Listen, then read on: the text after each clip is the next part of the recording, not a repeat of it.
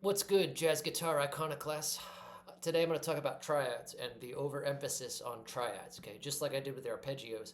Um, First of all, if you all are out there and you're like looking at this video, you're probably somewhere on like the 5 to 9 year player level. Okay, you've probably mastered some good rock vocabulary. You know the neck a little bit. You know some chords, some vocabulary, and you're trying to get into jazz. All right, but I want you to recall there was probably a time where you first started playing guitar where you probably started with the blues. Okay, okay, and how much time did you sit playing like this?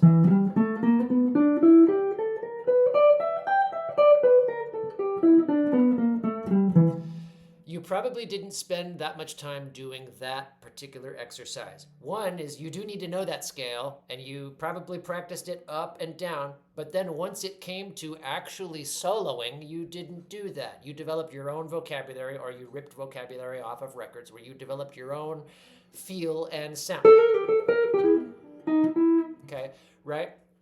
Well, with jazz, it's the same thing. You don't want to sit there for very long just practicing the triads over the changes. And the reason you don't do that is because that's not how real soloing sounds, okay? I have never in my life spent time doing this, man. Let's take a wave, again, D major triad, okay? And I never did this. Okay, not a good use of your time. You can see obviously that that's not very practical to try to execute on the guitar.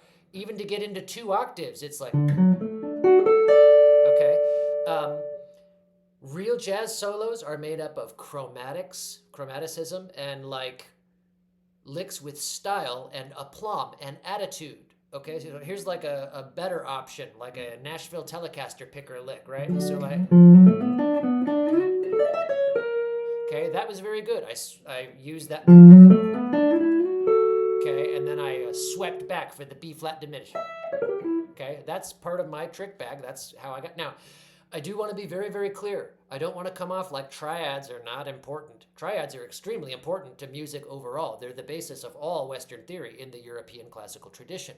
However, for your practice time, I don't think that playing triads is a good use of your practice time.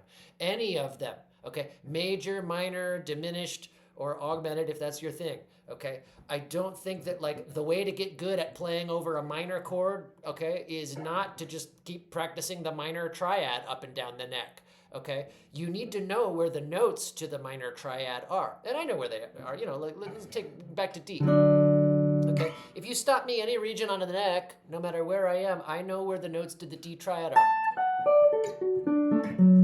Okay, all over the place. And I don't even have that much neck up there to hit that top D. But anywhere that you ask me, okay, it's not that hard. But if you can do that, then that's enough. Stop practicing them. Don't put the metronome on and then think that the good way to get good at playing jazz changes is by running like, if I was going to play wave, you never would do this. You never would go...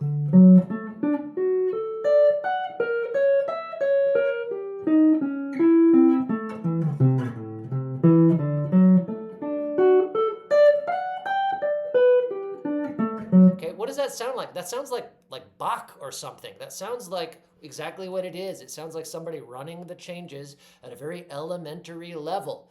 Okay, when I'm thinking about playing over the changes to a tune and I see D major, I think, what's my D major material? What's my D major trick bag? Okay, how can I sound like myself over that chord? And triads do not really come into play as a matter of my trick bag. Again, I know where all of the notes of the triad are, okay, but I don't practice triads like in the same way that I practice the rest of my vocabulary, okay? So Stop practicing triads all up and down the neck, all through the changes, thinking that it's going to make you better at playing solos. It's not. All that it's going to do is it's going to make you better at playing the triads through the solos, okay? And that sounds boring and corny, all right? That's my 2 cents for today. Hit me up for a lesson if you want. Peace.